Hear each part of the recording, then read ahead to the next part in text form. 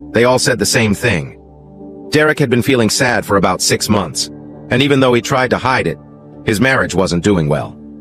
2 months before he passed away, everything was going well in the Miller family. Karen managed to talk to 3 of Zoe's colleagues after some effort. Lisa Price's words were what Karen expected to hear. "I don't want to gossip," Lisa said, hinting that she was about to do just that. There were rumors about Zoe and Paul Roberts having a romantic relationship. Nobody thought Zoe and Derek's marriage would last a year. People thought Roberts left Zoe when she didn't divorce Derek months ago. Now, Zoe and Derek are being affectionate again. The widow didn't grieve for very long. All we have for now are just rumors and gossip. However, things were not looking good for Zoe Miller. The image of her as a sad widow at the funeral was changing. And now, Karen knew the name of Zoe's alleged lover. She quickly found out where Paul Roberts lived and went to visit him soon. During her first week, Karen talked to people who knew Zoe and Paul. At the same time, Zoe and Paul were spending time at the Miller house, particularly in the bed that Zoe used to share with Derek. After Detective Turner said the investigation was done and Derek's death was an accident, they started hanging out more. Paul was feeling frustrated. Spending some time with Zoe was okay, but now they were together all the time. Ever since the funeral, Zoe had been acting clingy and dependent. Paul needed to stay focused on the reward waiting for him at the end of this chaotic situation.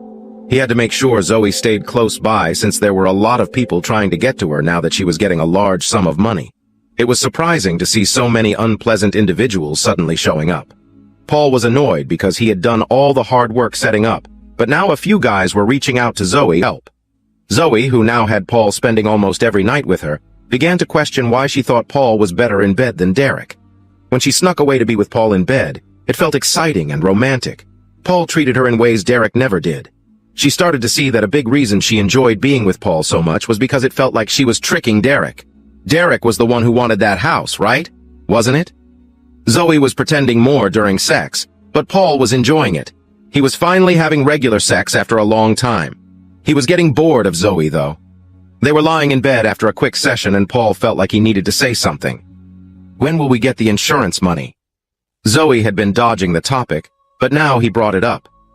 "The insurance people are taking longer than expected. They are double-checking some things. Someone has been speaking to our colleagues about it." "What does it matter? Didn't the police say Derek's death was an accident?" "Yeah, that's what the detective concluded.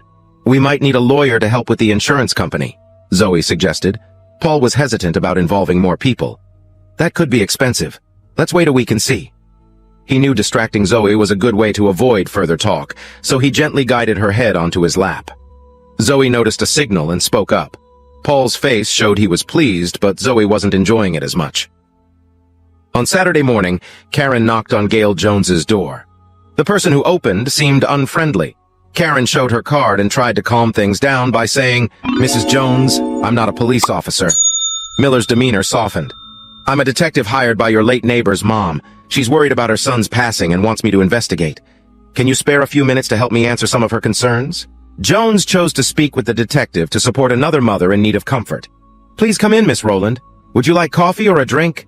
asked the detective. "Coffee black, please," Karen replied. As they walked to the kitchen, Karen noticed a photo on the mantel. "Is your daughter a track runner?" she inquired. Jones proudly showed Karen a photo of her daughter wearing a tracksuit.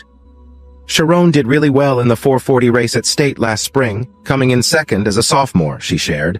Passing the framed photo to Karen, Jones mentioned, "We're hoping this will help her GPA of over 3.6.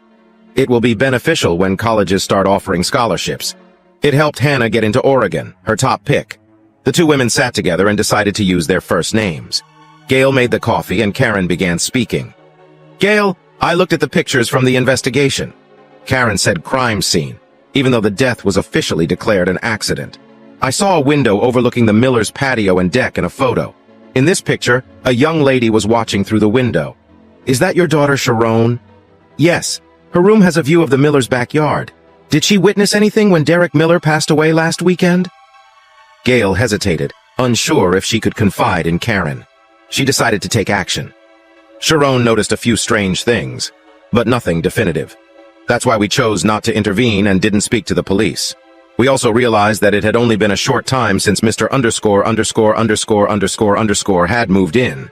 Miller is gone and now there's a guy living nearby. Gail, if I had neighbors who murdered someone for the insurance, I'd help the police. Can I talk to Sharon? Sharon will be back around 4 today. Come by at 4:30 and you can talk to her, he said. They shook hands and Karen left the house, hoping for the best. She got into her car, called Hannah. Hello, it's Mom.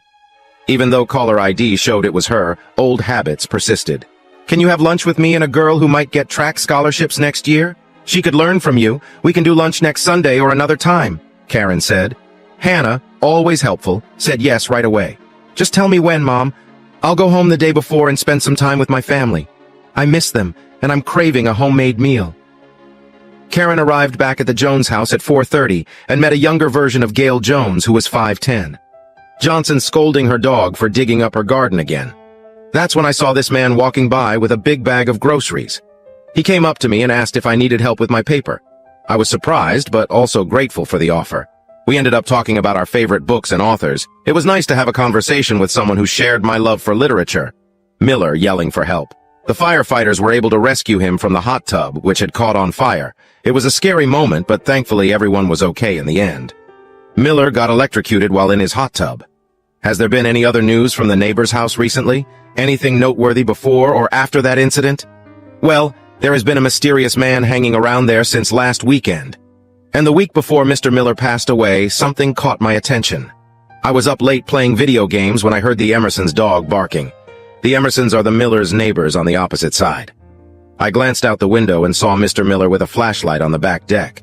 He stooped down near the edge and then went back inside the dark house. Karen checked her notes. You're sure it was the Saturday before Mr. Miller passed away? Yes, absolutely. And you're positive it was Mr. Miller? I found it strange. Emerson must have been home.